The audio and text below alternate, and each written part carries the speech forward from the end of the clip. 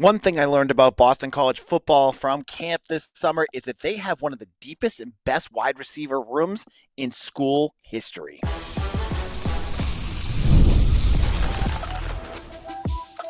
You are Locked On Boston College, your daily podcast on the Boston College Eagles. Part of the Locked On Podcast Network, your team every day. Hello, everyone, and welcome. This is Locked On Boston College, your team every day. I am your host, AJ Black of Eagle Insider, part of the 247 Network. If you are looking for a podcast that gives you analysis, details, and scoops on your Boston College Eagles, you are in the right place. Locked On Boston College is a completely free podcast available 5 days a week on YouTube or wherever you get your podcast. Today's episode is brought to you by FanDuel. Football season is right around the corner. Visit the FanDuel app today and start planning your future bets now. Camp is over. It's over. We have three big takeaways. We're going to look at the defense. They're going to be better than expected. I'll explain why. The offensive line, why you shouldn't really need to worry about them. I'll explain what I saw. And the wide receivers and tight ends are going to give BC one of the best passing games that you're going to see in recent memory. Let's kick it off. Now, camp ended on Thursday at Alumni Stadium, and we are now on our way to the Fordham game. The college football season starts. I cannot wait. But we have three big takeaways. So let's look at the wide receiver room for Boston College. And I made a pretty bold statement to start this off, but I'm going to back it up right now. That I believe that Boston College's wide receiver room is the deepest and most talented they've ever had. Now, you're going to look at me and say, oh, there's been this year that had this and this year that has that. You know, you could mention Zay Flowers, and yes, Zay Flowers is the most talented wide receiver BC's ever had.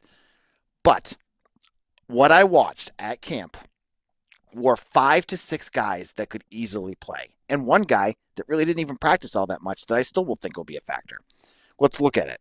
First, you have Lewis Bond. Lewis Bond is as established as it gets. This is a wide receiver that is on the right page with Dylan Larnagin, has really formed a good connection with him, and will be that number one, probably your number one wide receiver at the end of the day when it comes to receptions, because he's just a volume guy. You know, you go there after practice every day. Who's out there? It's Lewis Bond and Dylan Larnagin throwing to each other, and Larnagin throwing to Bond and him catching it. They're working constantly, and this whole group is always working. It's impressive. They're not, they end practice, they're working at the jugs machine, they're working on drills. They're constantly going as a group, and Bond is the leader of that group, and I think he will be what you expect him to be.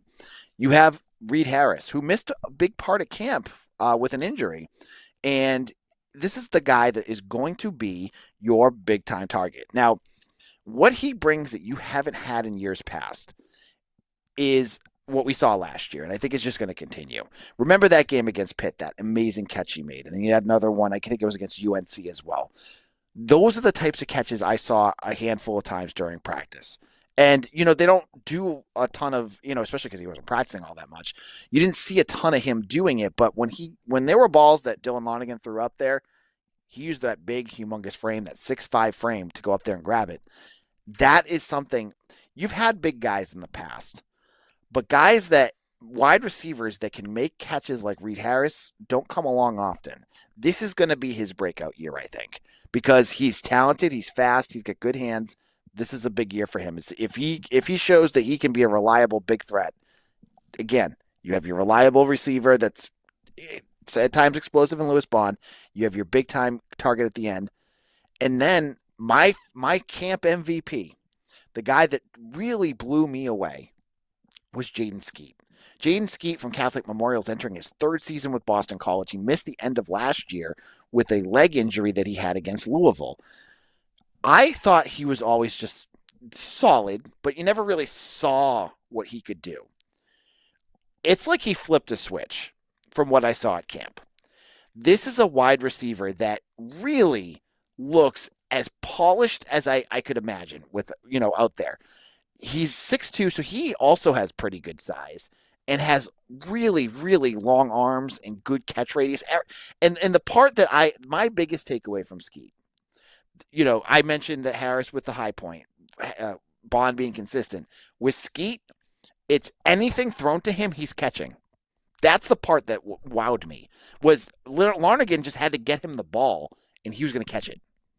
And it was consistent throughout camp. He made circus catches. He had that one-arm catch that I saw him make. He had challenging plays. Like when he was going against Saya Torrance week after week, those two battled and battled and battled. But a lot of times, Skeet would win those. There you go. There's three guys that you should be excited about. You have the younger guys. Dawson Pugh is not a name that we brought up a lot on this show. But Pugh, actually, we brought it up yesterday. Excuse me. Sorry, what am I talking about? Is a freshman who in the spring really wasn't much of a factor. Like he was there, he was learning, he was picking things up, but that's what you expect from a freshman, right? He's learning the system, he's learning everything. He's locked in. He's ready to go. And I'm not sure how they're going to use him, but Pugh is dynamic. Like he's got a connection with Larnigan.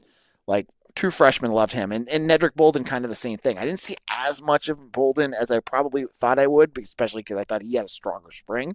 But he's established in there too. So you got 4 right there. 5. You throw in number 6, VJ Wilkins.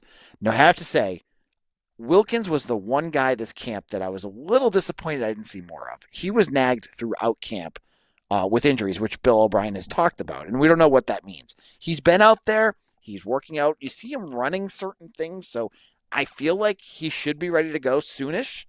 But remember this spring, he was the name that blew me away. So to not really see much of him was a bit like, oh man, I wanted to see what Wilkins could do with another camp under his belt. We didn't get a chance to really see that. But I do think, I still feel he will not be Jaden McGowan from last year. He will not be that same kind of disappointment.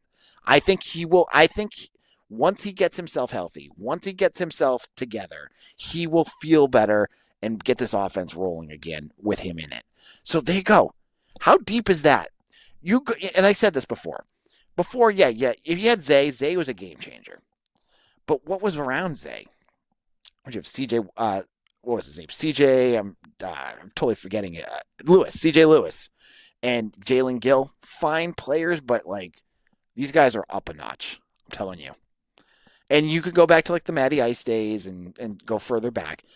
This is a very complimentary group that is going to be deeper and more talented and be able to do things on your offense that you really need. Will Long said it on Thursday. They need to pass the ball more, and they're going to be able to do it with them. Then you add in the tight ends. Jeremiah Franklin, still level of consistency. And then Ty Lockwood, who has, if you're wondering what he's going to be like, he's connected very well with Larnigan out there. And your Bill O'Brien last year used a ton of 2 tight end sets with Morales and Franklin. I could see him doing the same with these guys, and maybe just do it. If you go one set, you could use either one of them. And then the third tight end is going to be kind of situational. You have 2 guys that you can play. You have Zeke Moore, who's more of an inline fullback type player. He could do. He's versatile. He's all over the place. Again, Will Long talked about that. Like you can line him up in the backfield. You can have him on the line. You can do a whole bunch of different things with him. He's not going to be the sexiest tight end. He's not like a Gronk or a Kelsey or anything like that. But he can do some stuff. But the name everyone continues to talk about, who had a killer camp as well, was another big takeaway for me, was Kalen Chudzinski. Kalen Chudzinski was part of that 4 tight end group that came in. Now it's down to 3 with Bryce Lewis moving over to edge. Chudzinski, I'm telling you, he's, maybe he had a few drops at the beginning.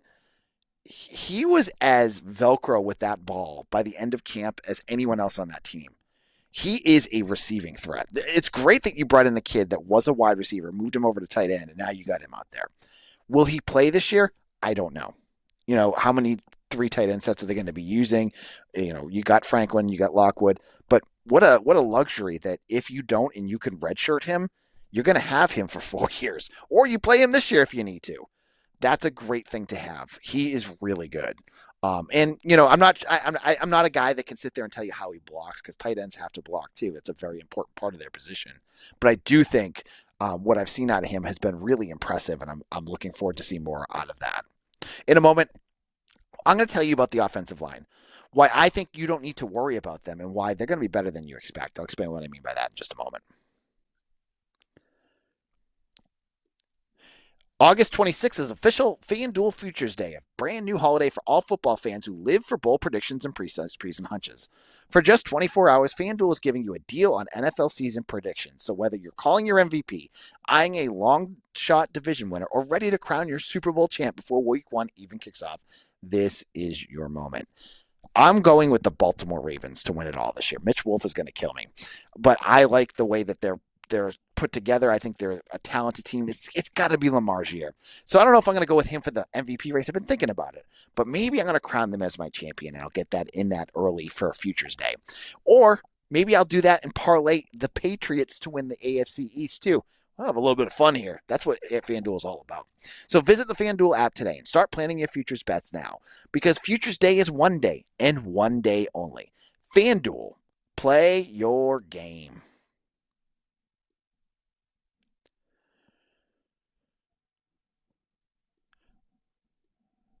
Locked on Boston College, AJ Black here. Our final show before game week gets here. I'm so pumped that we've made it. We're ready to start talking about actual football. But we're talking about camp today. 15 practices, I think it was 15, in the books. They're ready. Let's get into the next big takeaway. But before I do that, all my first listeners, all of you who make Locked on Boston College your first listen every single day, thank you. You know where you're going to get your Boston College news. You're going to be ready to talk at your tailgates. You're going to know all the things that our insiders would know. And I appreciate each of you who have hit that like and subscribe button on YouTube, wherever you get your podcast. Now, the offensive line, one of the biggest question marks going into camp. You had, three guys that you had to replace: Jack Conley, Ozzie Trapillo, and Drew Kendall. And the big question was, how would it all pan out? Who would end up being the guys, and how would they look out there? And I'm here to assuage you that I don't think they're going to be they're not going to be elite in the ACC, that offensive line, but they're certainly going to be serviceable. Right now, and this is by Bill O'Brien, I continue to say this because I can't tell you the starting lineups, but if he says it, that's fine. He said on his podcast that the five that you're looking at are Kevin Klein, Eric Doherty, Dwayne Alec, Logan Taylor, and Jude Bowery. That's, who you have rolling. Now, Taylor, Bowery, they've played quite a bit. Dwayne Alec has played quite a bit. I think the biggest question is Doherty, and I worry that, you haven't seen a whole ton of him yet. But I can tell you this, the staff love him. He's a very talented player, and this is going to be a big year for him. I think he's going to be fine. I thought the play of the offensive line and defensive line was pretty even throughout camp, and that could mean a whole bunch of different things. But I saw plays where the defense got pressure, but I also saw plays where the offensive line pushed around the defensive line. So it showed me that there's guys that can play.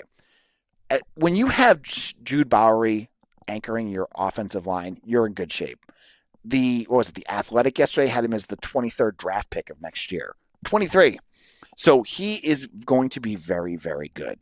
And I really think he is the key to that offensive line. You lose Jude Bowery and things would get a little bit more worrisome.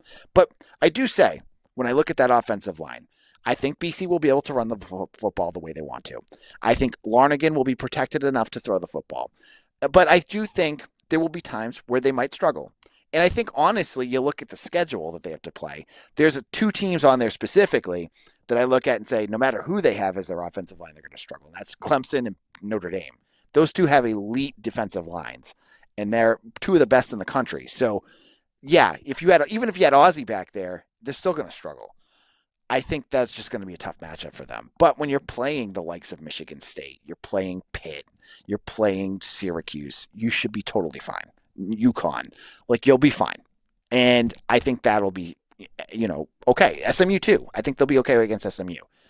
The other piece about that offensive line is I'm starting to see the future of it too. I'm seeing guys starting to play up and really develop themselves. And I think that's a hat tip to Matt Applebaum, because there were guys last year that I watched at camp and went, wow, they're playing like they have two left feet and they don't know where to put their hands. They don't know what they're doing out there. They look incredibly raw. First one would be Pop Cy.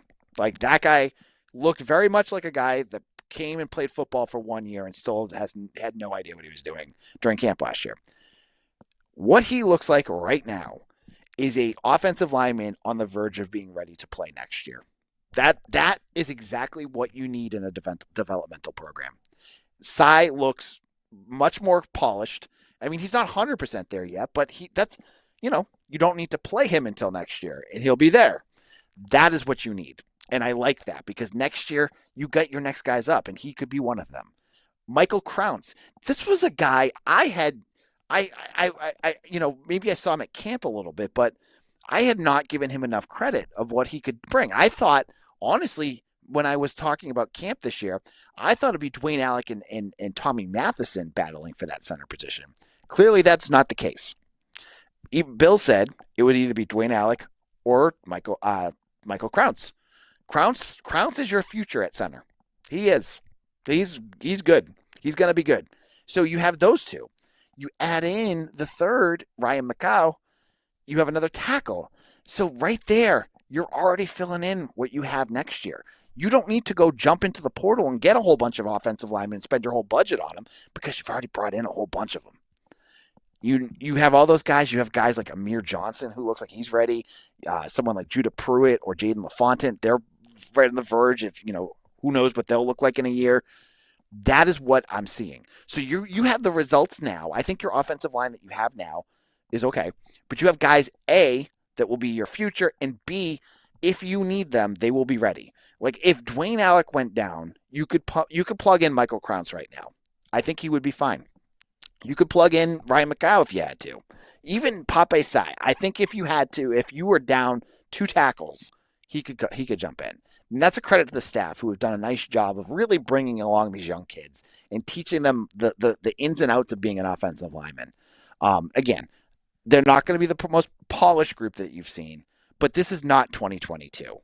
Really, I think a lot of folks are so traumatized from what Dave DeGuglielmo did to that offensive line in 2022 when he threw out, Jack Conley, Drew Kendall, Kevin Klein, Ozzie Trapillo, and none of them have played.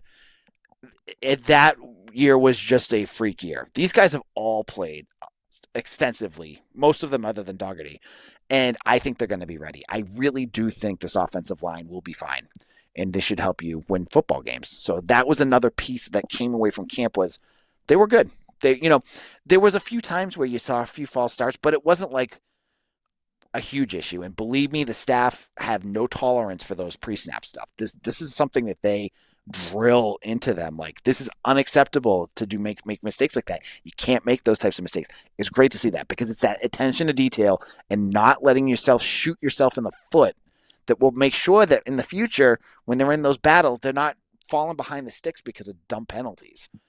It's going to happen, but it won't be a major issue like it did under Jeff Hafley. I think that was something I saw with them as well. Now, our final segment before the start of the season. The defense. Will it be good enough? I talked about it yesterday, but I really want to get into where I think BC is going to succeed, and I'll explain what I mean by that in just a moment.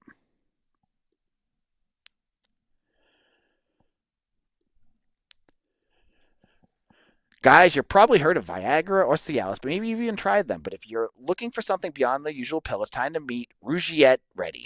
Rougiette Ready is a next-gen prescription treatment designed to amplify arousal in the brain and boost blood flow.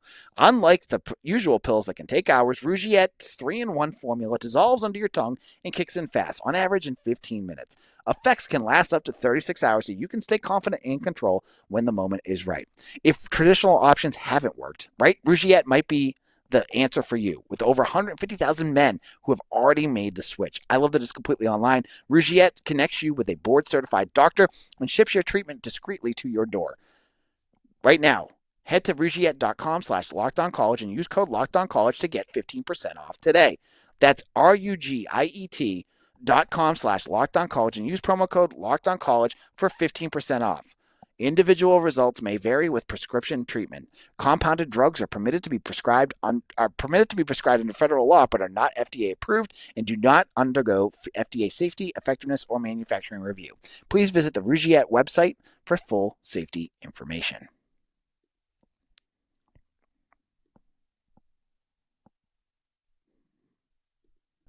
Locked on Boston College, AJ Black here of Eagle Insider. And if you are looking for a second listen, I want to tell you about Locked on ACC. Right now, there's a preseason panel that I'm on.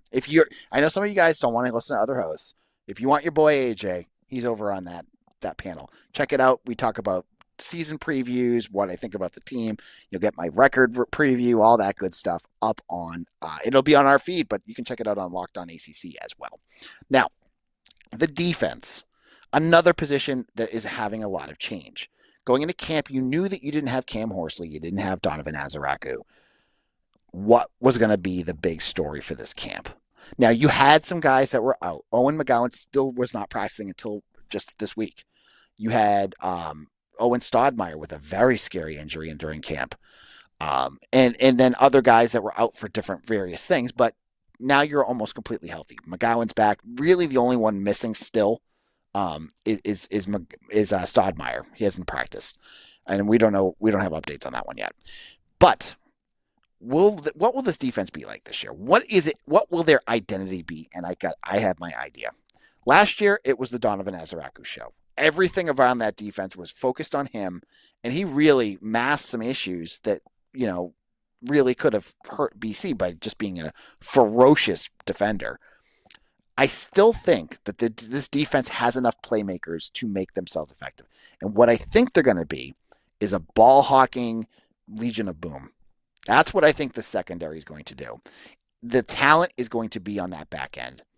And when you have that amount of talent back there, they're going to live off turnovers, pass breakups, really the swagger of that secondary is what's going to define this team. You're not going to have huge pass rushing numbers out of this group. You're going to have some guys, Quintavious Hutchins, Favorite Bate, even a guy like Edward Kalengi, who are going to get some sacks. They're not going to be the worst in the nation like they were 2 years ago. Promise. I really feel that'll be the case. But how they're going to make their bread and butter are guys like KP Price, guys like Sayer Torrance, Amari Jackson. They're going to make plays. They are all over the place in terms of just, the violence that they play with, ferocity, the communication, it's on point. Corey Robinson talked about this on Thursday. Like, this group communicates, they trust each other. And it's clear when you watch them out there. When I watched 2 days ago, Sayer Torrance, who's like 5'10", go up against Reed Harris, who's 6'5", in the end zone and just rip the ball away from him. That showed me everything I needed to know about that secondary. Like, that's it right there.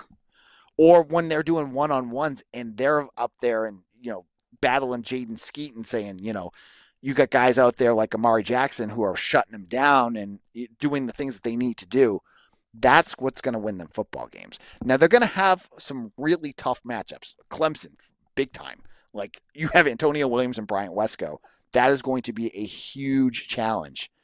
But I put this secondary up against anyone else. I do. When it's Michigan State, who has, Nick Marsh, a very good wide receiver, to find your defender that you want on him, bracket them with KP Price or Omar Thornton, they're going to be fine. I think that's what they're going to need to do. I don't see this group making tons of mental errors, this group making many mistakes, and they're going to win football games because of that secondary. And just like with Azaraku made everyone around him better. I think the secondary is going to make that front seven even better because they're going to be locking in and they're going to have good coverage. That's going to give that extra second, for that defender to get in there and make a pass breakup. So when I say that I'm not looking for the front seven to do a whole lot, but like if you're blitzing like Bam Crouch out there, that good coverage is going to help him get sacks. It's just going to work. I think it's going to make this defense better than expected. And that, my friends, wraps up camp coverage here on Locked On BC. I hope you've enjoyed it. I've got, between myself and Mike Sidley, we made it to every practice this summer. And it was great to watch and to see, and bring it to you, all the firsthand stuff that we are allowed to talk about. So thank you all for joining us. On Monday's episode, it's Fordham week. Game week is here. We'll be talking, I don't know when they're going to release the depth chart, but we'll have it out if it's there. And we'll be talking all about that. We're going to have Mitch Wolf on next week to preview the game. You know where to go. Smash that like and subscribe button. We want to get ourselves up to 2,500 followers on YouTube. We're getting closer, and I would love to get that. My son was saying to me earlier that he wanted me to have 1 million followers. I want to get there soon, but maybe we'll start at 2,500 first.